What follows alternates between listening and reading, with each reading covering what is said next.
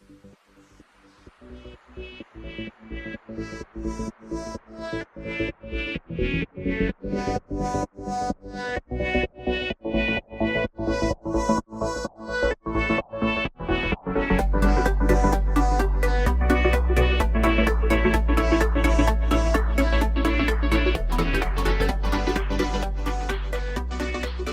everyone. We'll get started now, I guess. So welcome to today's winter webinar, the second in our series.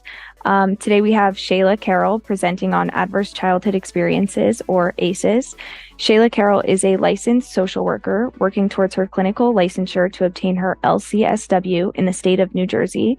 Shayla is currently a clinician with NJ4S, providing clinical services to adolescents and families.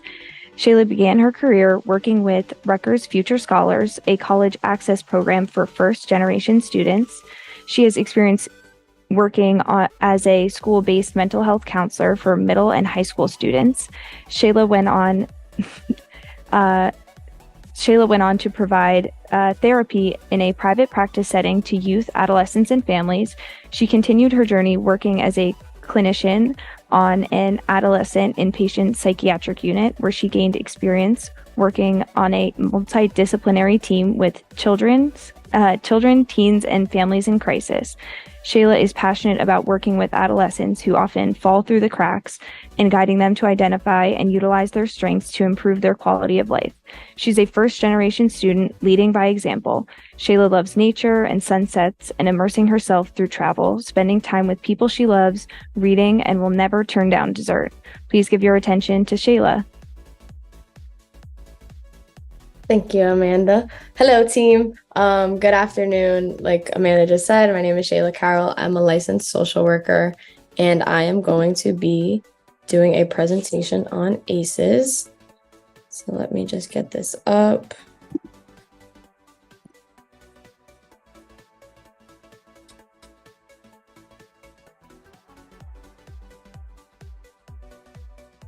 Okay, we can see everything? Okay, so I hope everybody had a wonderful Thanksgiving. I hope you're still not eating leftovers, but it's okay if you are, because I am too. So let's get started. I'm going to be presenting on adverse childhood experiences, otherwise known as ACEs.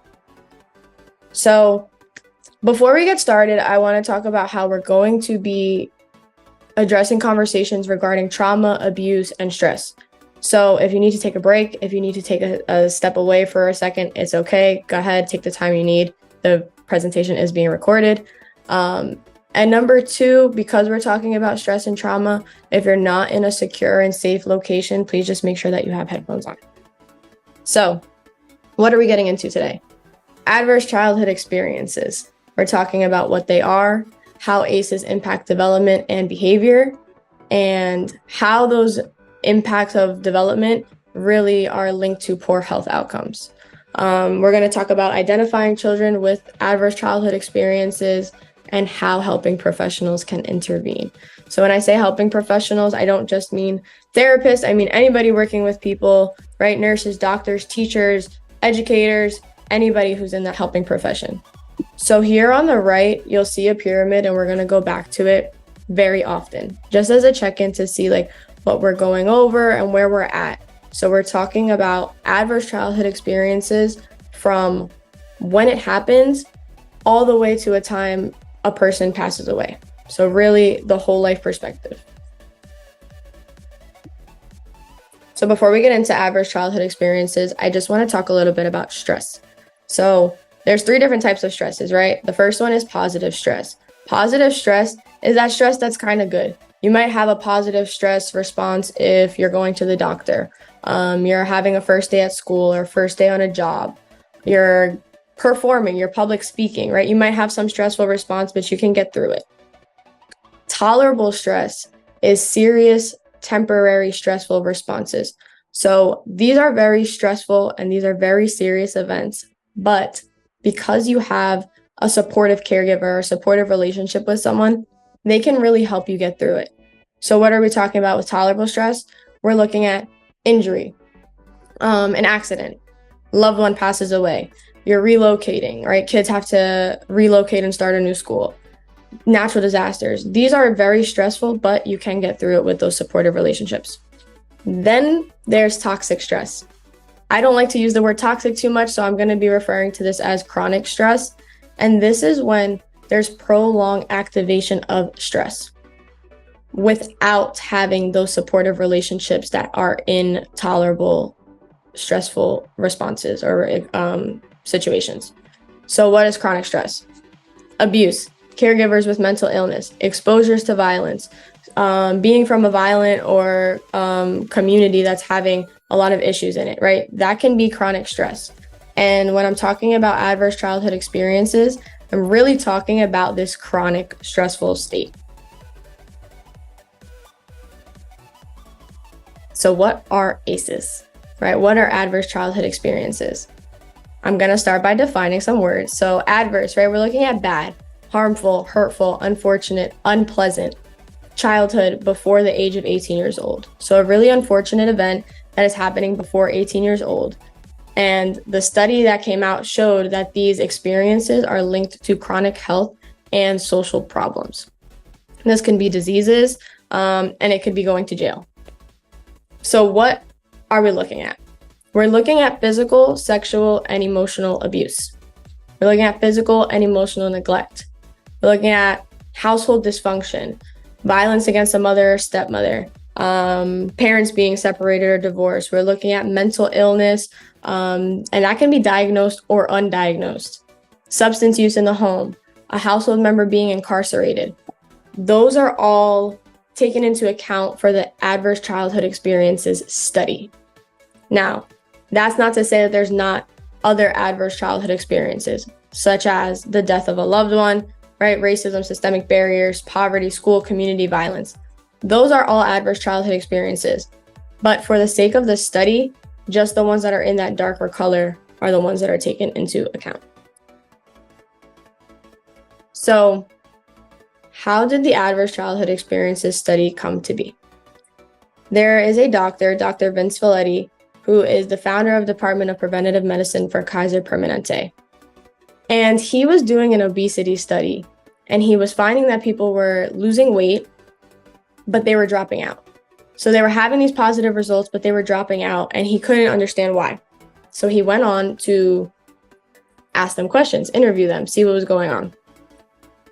He wasn't really finding anything, and he accidentally asked a woman, "How much did you weigh when you were first sexually active?"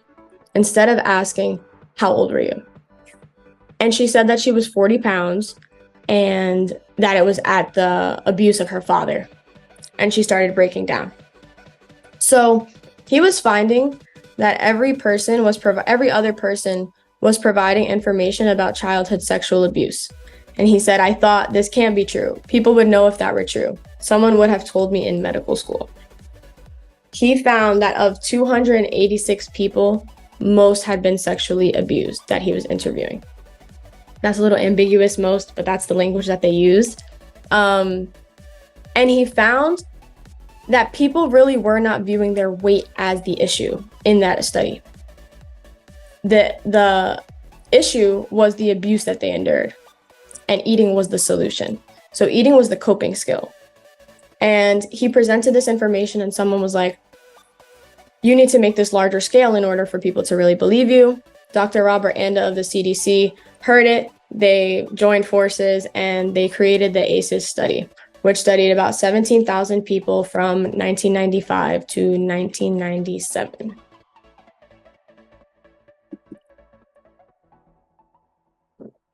I'm going to go through the whole ACEs questionnaire. It's a little long, so bear with me. I'm going to talk a little faster this part. So the ACEs questionnaire has 10 questions. It focuses on the abuse, neglect, and household dysfunction. Here are the questions. Did a parent or other adult in the household often or very often swear at you, insult you, put you down, humiliate you, or act in a way that made you afraid that you might be physically hurt? Did a parent or other adult in the household often, very often, push, grab, slap, or throw something at you, or ever hit you so hard that you had marks or were injured? Did an adult or person at least 5 years older than you ever touch or fondle you, or have you touch their body in a sexual way, or attempt or actually have oral, anal, or vaginal intercourse with you?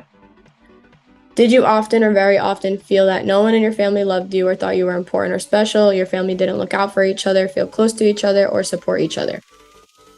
Did you often or very often feel that you didn't have enough to eat, had to wear dirty clothes, had no one to protect you, or your parents were too drunk or high to take care of you or to take you to the doctor if needed?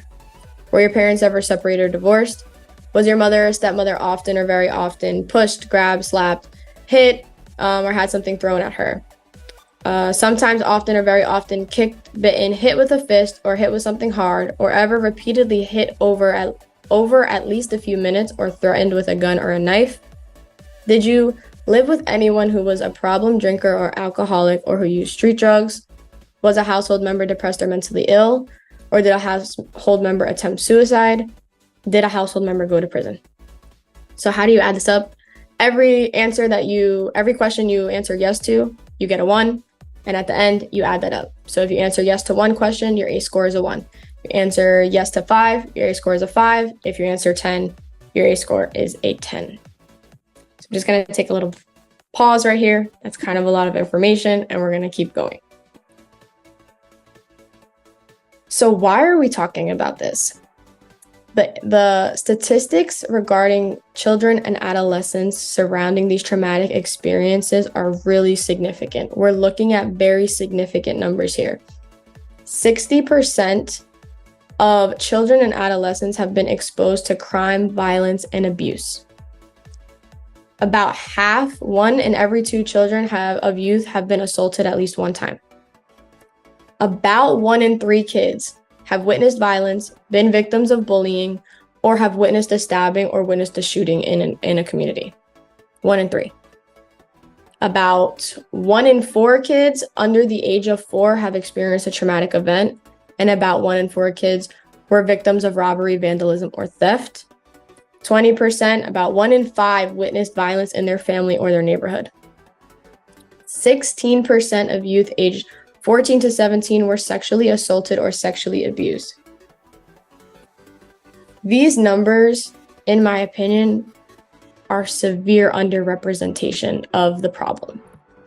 I read that ACEs questionnaire. I'm sure some of you have maybe, thought that you've been through some of it or, answered yes to some and have never told anybody or have never been accounted for in these studies. So the numbers that are reported are very high, but I anticipate that they're actually a lot higher. Especially the sexual abuse one. In the research, it shows that they were more likely to be sexually abused than physically abused and emotionally abused. So keeping going, 14%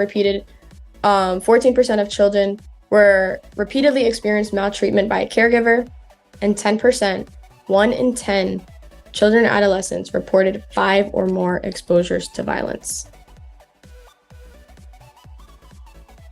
These are all very traumatic situations for children, right?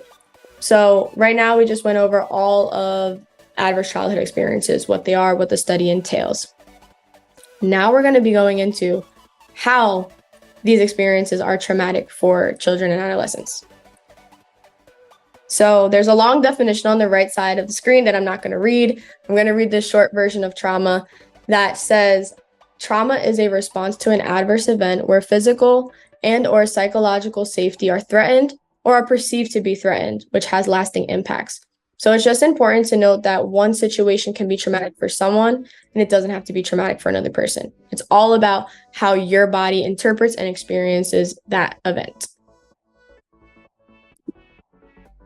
So here's a question for my audience. You can use the chat or you can come off mute, but what are some other experiences that can be traumatic for kids besides the ones that I've talked about?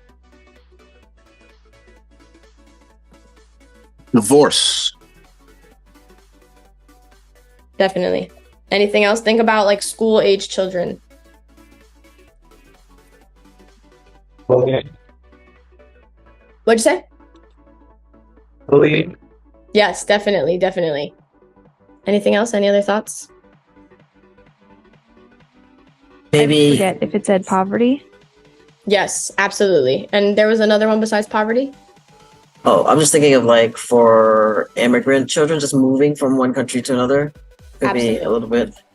Absolutely, right? So all of those are traumatic experiences for children, and they're not accounted for in the ACEs study. So I just want to make that clear, that these are still very traumatic, but when I'm talking about outcomes, those were not taken into account.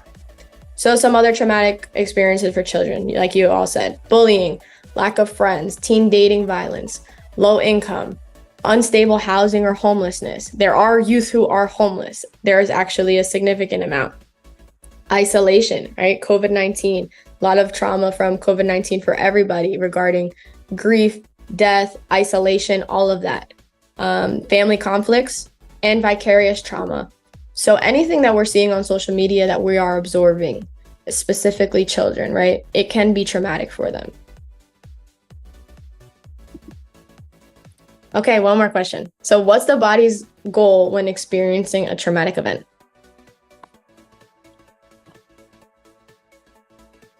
To maintain equilibrium. Thank you, Brezhnev. So yes, right? Keep themselves safe, survival. The body's goal is survival. How do we do that? We do that through things called trauma responses. Trauma responses, you typically hear fight or flight, right? So, and a common example is this bear in the woods, right? You're in the woods, you see a bear. When you're in that fight response, you're thinking, I actively have to defend myself. In order to stay safe, I have to protect myself. Flight, right? You see a bear, run away, get out of the situation. In order to stay safe, I have to get out of here. Freeze, they shut down, they dissociate. In order to stay safe, I have to stay still and I need to not move. And then there's fawn. This one doesn't really get talked about too much. But fawn is avoiding danger by appeasing. So in order to stay safe, I have to keep them happy. In the bear example, it might look like you have all your food, you kind of throw all your food at the bear to keep it happy, and then you decide what you're going to do. Another really good example of this is being robbed, right? So if you're being robbed, what do? Take it here so that your safety is number one and that person is happy and gets what they want. So what's really going on in those trauma responses? They're automatic. So when you fall and you catch yourself, you don't think, oh, I'm falling, let me put my hand out and catch myself. You fall and you catch yourself, or try. I played softball for many, many years, and I was a pitcher. I would pitch the ball, line drive gets hit at my face, glove goes up, everybody's cheering, everybody's so excited. Oh, you caught it, right? And I'm looking at the ball like I didn't even realize it was hit. It was an instinct for me to put the glove up and catch it. I did not consciously think to do that, right? So what's going on? The brain gets activated, sends a signal to the body, and the stress hormones come out. Not going to get too far into this, but stress hormones come out. What's going on? You're getting ready to face that threat. When the threat is over, the parasympathetic nervous system comes in and it kind of reverses everything. It calms you down. So you get hyped up and then you calm down. That's how it should be. One goes up and then you come down. The problem with chronic stress or toxic stress is that you're always in this state of stress. Your sympathetic nervous system is always on and your body is not getting a chance to relax. Even when you're not in the threat itself, you still might be thinking about that threat, right? So your stress response is still on. Your body's on high alert. And what this actually does is impairs nerve and growth connections. How? Because a lot of your systems are shut down. Your body is thinking about survival. Your body's not thinking about developing and, growing and making all these connections. What leads to long-term stress? What would put kids in this chronic stressful state? Adverse childhood experiences. All of these situations that we've talked about contribute to a kid being in this long-term stress response.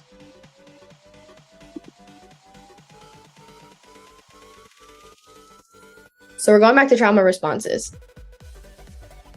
When you have this trauma response, it's meant to be a short-term thing. So we talk about the bear in the woods. But there is a pediatrician, her name is Nadine Burke Harris, I believe, who said, well, what happens when that bear comes home every night? What happens when it's not just a bear in the woods and that is happening every day? When you're in that fight response for too long and it becomes your state of being, you might see someone who's acting out very aggressively, right? Specifically children and adolescents, having angry outbursts, being impulsive. These are kids people might refer to as the bully, right? What about the flight response? If you're a flight response for too long, you have children and adolescents who have a lot of panic, a lot of anxiety, right? Because they're always running away from things. They always want to get out of that situation to keep themselves safe. A lot of times we see kids who get out of the situation, but then they want to stay really busy. So we actually might see kids who are really, really involved in school, and that's a great thing, but sometimes it becomes maladaptive because they're in this like perfectionistic, I have to do well, and it puts the focus on other things. So there's some pros and cons. We see some OCD tendencies with this, and kids who are just hyper vigilant and always ready to run, looking about like what's going on.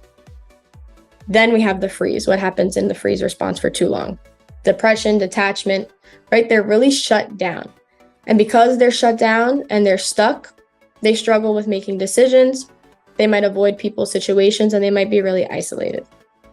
And then the fawn response for too long, repeated times, people pleasing, avoiding conflict, poor boundaries. This one is really about you get used to putting people first in order to avoid dysfunction. But what is that teaching you, right? That's teaching you usually to have really poor boundaries.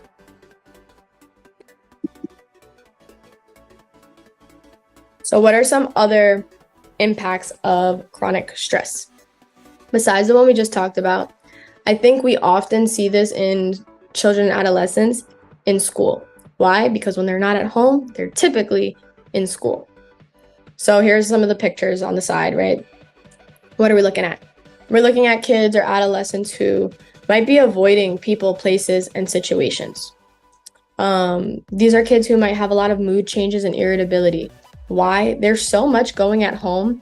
They're filled. Their capacity, their cup is filled.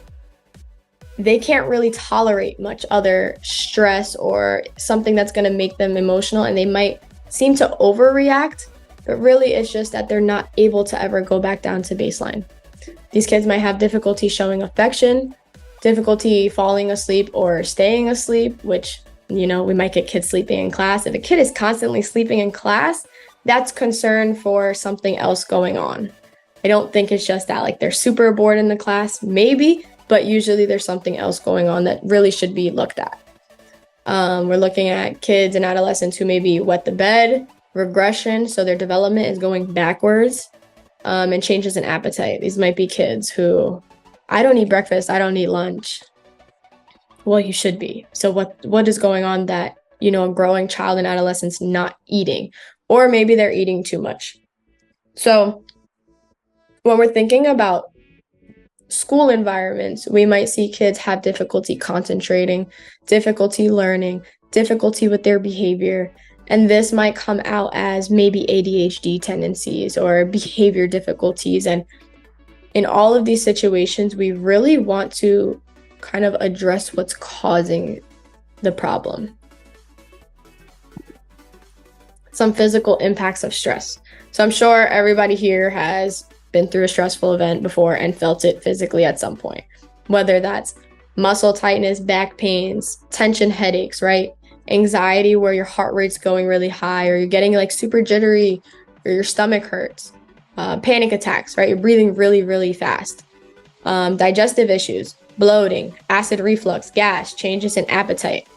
And I'm gonna take us back real quick to this slide where if you see on the right side, a lot of your bodily system gets shut down when you're in that stress response, right? So it makes sense. All of these, when you feel those butterflies and you feel those stressful things coming out physically, it really is happening. So because you're in that stressful response, there's a lot of impairment impairment in the communication between the body systems. So what do we hear from kids? I don't feel good. I don't feel well.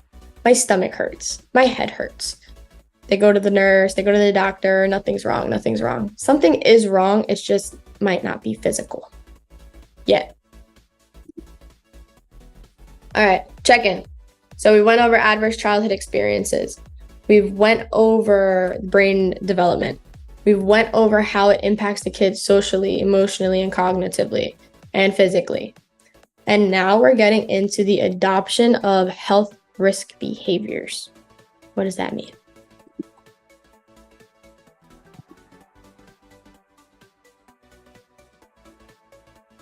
Okay, adoption of health risk behaviors. So under stress, parts of the brain are undeveloped or not reaching their full potential, right? We talked about that already. Impairing nerve growth and connections. There are scans that show that kids who are going through these stressful times have less brain activity. They have troubles in school and they have difficulties calming themselves down. What happens? Kids get embarrassed. Kids know what's going on, right? So they have a lot of negative emotions, embarrassment, frustration. Shame is a huge one. Guilt, anger, depression, anxiety. All of those come from everything that we've talked about so far. Troubles in school, not being able to know what's going on, the abuse itself. There's a lot of shame and guilt and the neglect. There's a lot of secrecy. There's a lot of embarrassment. Kids and adolescents will find a way to self-soothe. It is in our nature to want to feel better. But how do you feel better when you don't know what to do?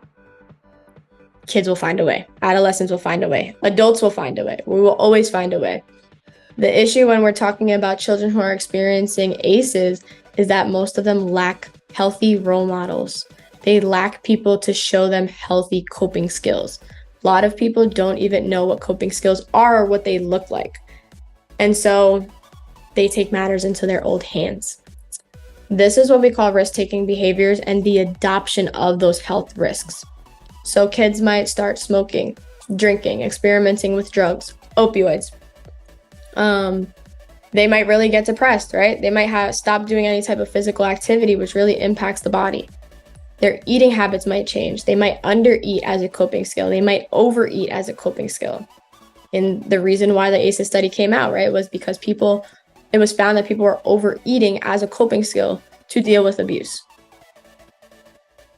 There was actually one person in the study who said that she was overeating to intentionally keep herself larger so that she would not be sexually assaulted.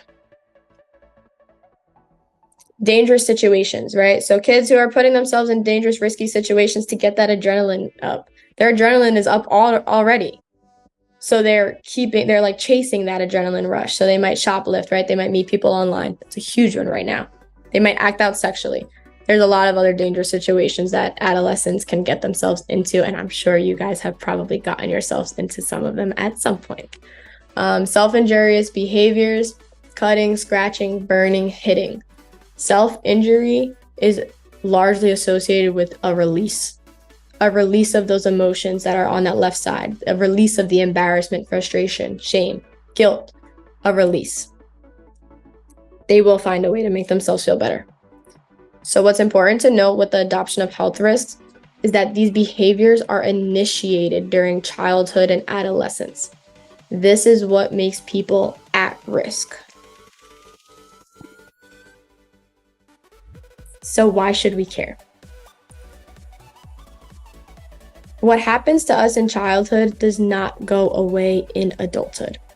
Now, a lot of people will say, oh, I've gotten past that, or this is how I deal with it. Whatever the case is, it's proven that, right, your body knows and your body can hold on to that. And those adoption of those health risk behaviors can really lead to some significant outcomes. So there's a book called The Body Keeps a Score. It's, pretty famous at this point about how trauma impacts the actual body. Well, according to the CDC, ACEs, those adverse childhood experiences, are associated with at least 5 of the 10 leading causes of death. So what's going on in childhood is actually associated with the top 10 leading causes of death. At least 5 of them. ACEs cost the United States about $428 billion annually. And these are costs associated with healthcare, special education, criminal justice. There's a lot of money that goes into, public health crisis.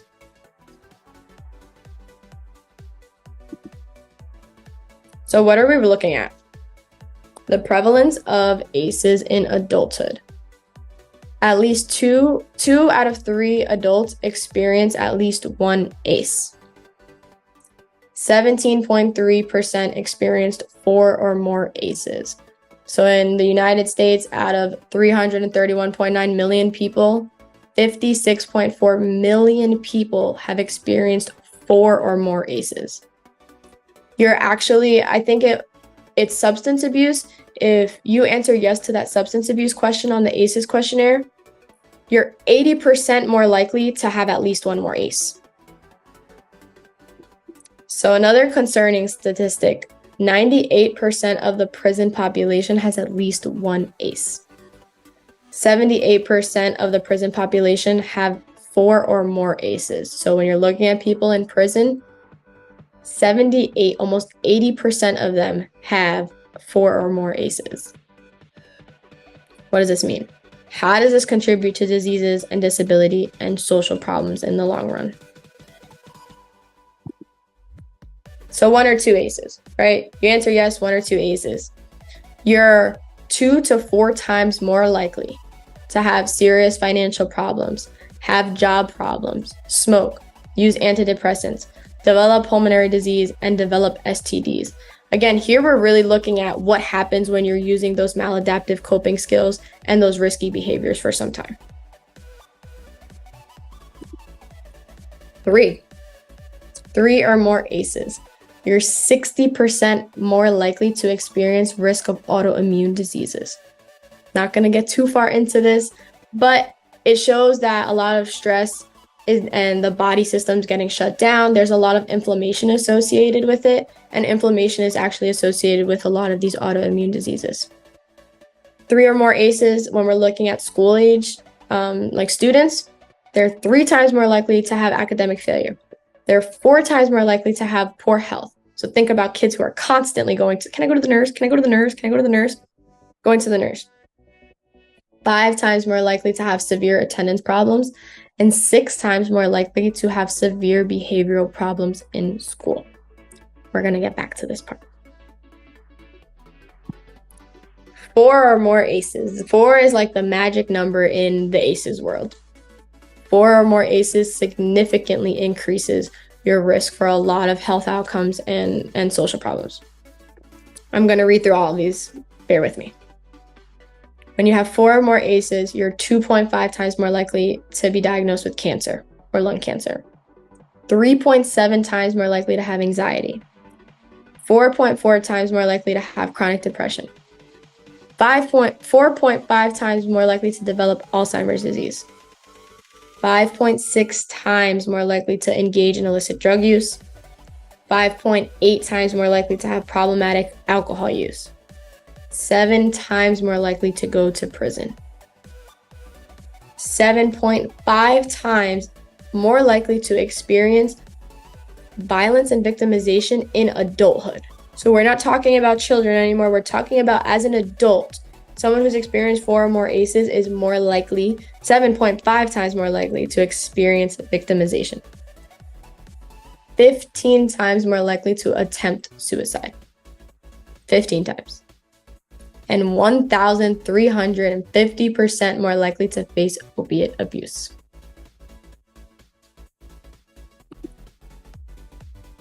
Five or more. So we're just kind of keep going up. 5 or more, you're 76% more likely to experience developmental delays. Alcohol use, the risk goes up. You're now 8 times more likely to have problematic alcohol use. 2.6 times more likely to develop COPD. 6 or more ACEs is you are 50% times more likely to have a shortened lifespan by 20 years. So 1 out of every 2 people who has 6 or more ACEs will die prematurely.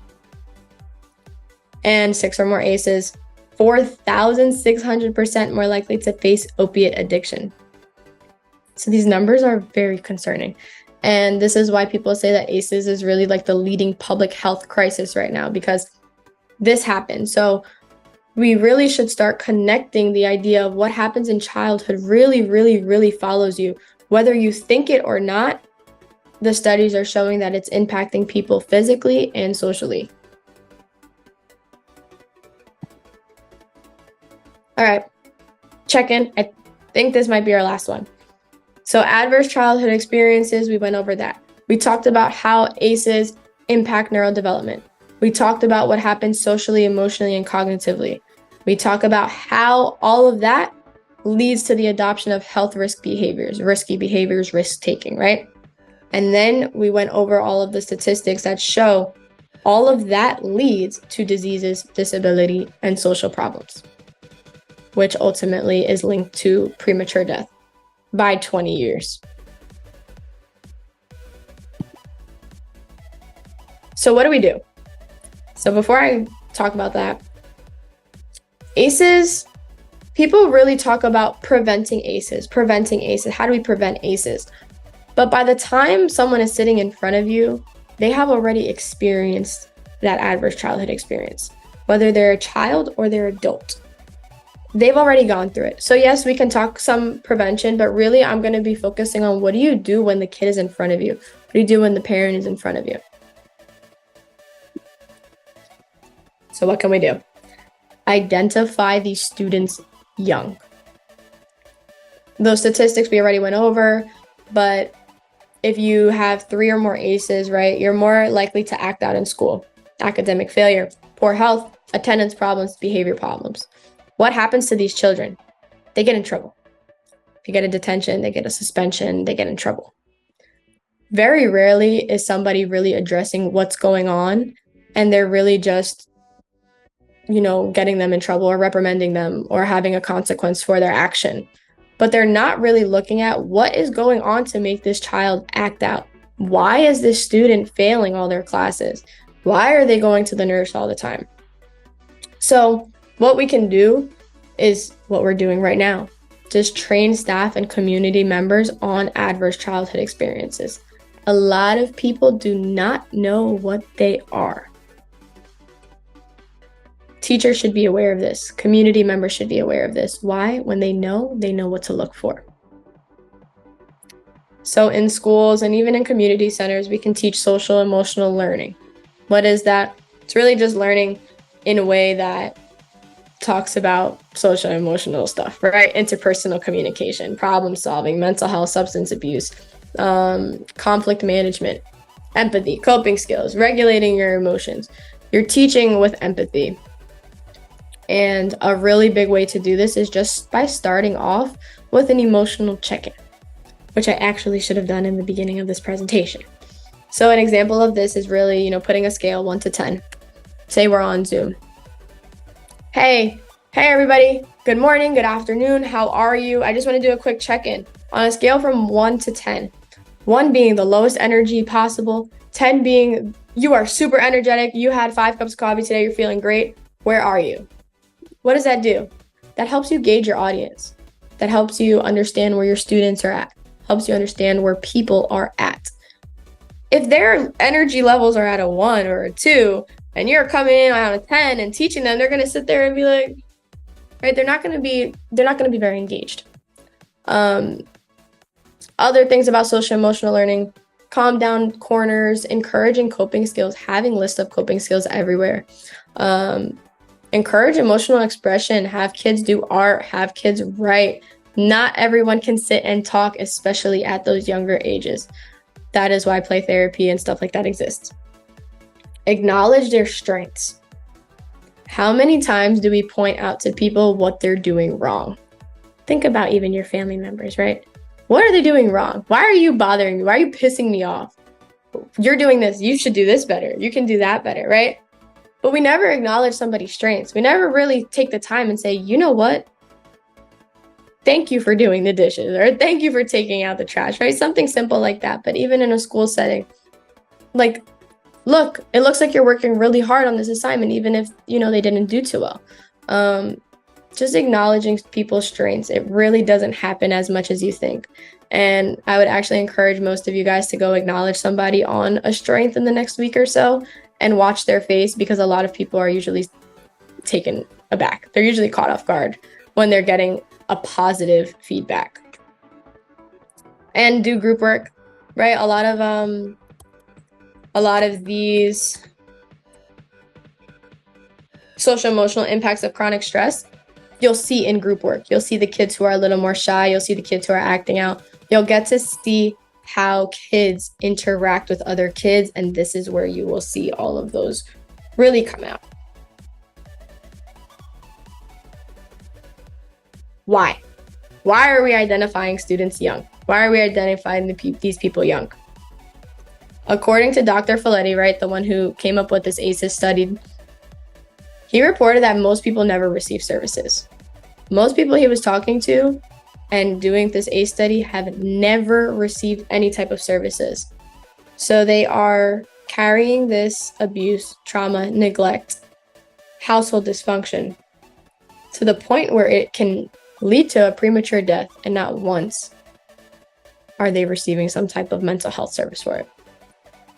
So what do? We bring awareness. We talk about ACEs. We identify students at a younger age. We connect them to mental health services. I don't want to make it seem like, yes, I'm a clinician, but mental health services are not the only way to help people. Some people say that, therapy is not for me. That's another situation, but you can be connecting kids and youth to church, right? Youth groups, sports, clubs, community programs, volunteering at an animal shelter, right? All of that helps kids build confidence, leadership skills. Another important thing to take away is connecting children and adolescents with one supportive adult. There's research that shows that having just one connection, one healthy supportive connection with an adult can really mitigate a lot of the negative impacts of ACEs. So a quote from Dr. Robert Anda, that's the man from the CDC who came into this, says, "Understanding ACEs allows people to see a story of their life by putting together their experiences, understanding adaptations, and creating a different path for their future."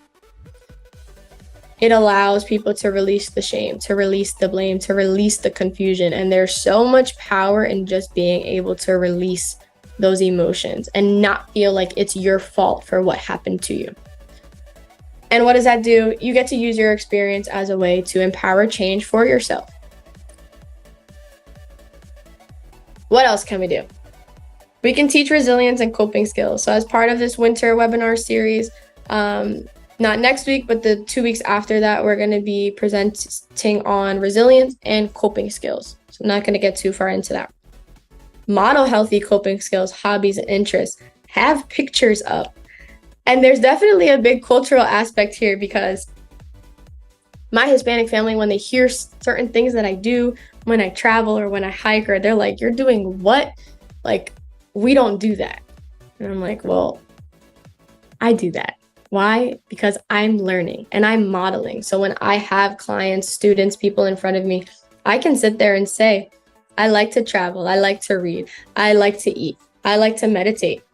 Sometimes in my planner, I do nothing, right? Like, I take time to myself, and you can do that in whatever way fills you up. But feel free to share that with people. Feel free to share what you're doing that works, that helps calm you down. Everybody likes to talk about self-care now. It's like a buzzword, but it really is important. You can call it whatever you want, but just make sure you're taking care of yourself and you're teaching people that.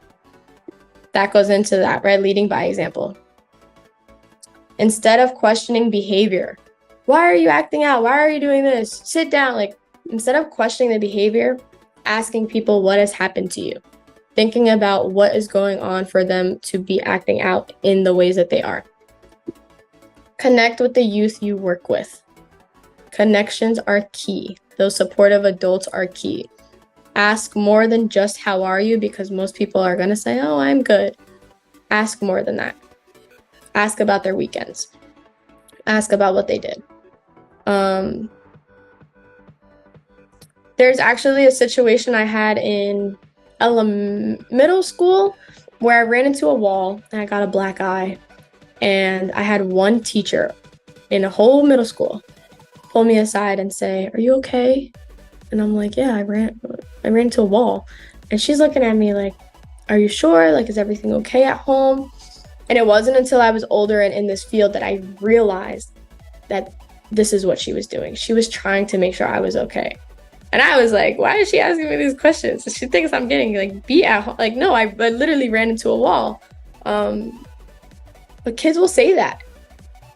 How many times have we seen, videos or presentations? Oh, I hit my head on a corner. Oh, I ran into this. And it's not true. So check in with children and adolescents, even adults, when you're seeing signs of this. Get students involved in sports and clubs in the community. And then, we can talk some prevention where strengthen economic support for families, funding high quality childcare, right? Funding social services more. That leads me into this point of generational trauma. You experience an adverse childhood experience. It impairs your development.